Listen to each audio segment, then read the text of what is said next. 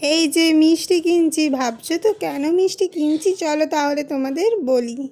আজ চলে এসেছিলাম গড়বেতার সর্বমঙ্গলা মায়ের মন্দিরে। মায়ের মামাবাড়ি যখনই আসি তখনই এই মন্দিরে এসে পুজো দিয়ে যাই। পুজো দেওয়ার সময় আসলে আমরা ভিডিওটা করে উঠতে পারিনি, তাই এখন চলো মন্দিরটা তোমাদের ঘুরিয়ে দেখাই।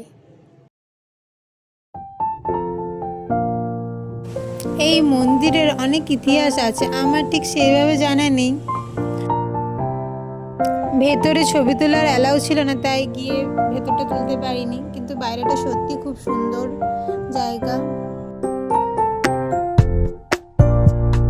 এই দিকটায় রান্না হয়, আগে থেকে বলে রাখলে দুপুরে এখানে খাওয়া দাওয়াও করা যায়। দুর্গাপূজার নবমীতে এখানে খুব জাঁকজমকভাবে পুজো হয়, কামান দাগা হয়, ছাগল বলি, কাড়া বলি এখানে হয়ে থাকে। এছাড়াও কথিত আছে নাকি এখানে নরবলিও হয়েছিল আগে। এই পুকুরটাতে আগে জল ছিল, কিন্তু এখন পানাতেই ভর্তি হয়ে গেছে।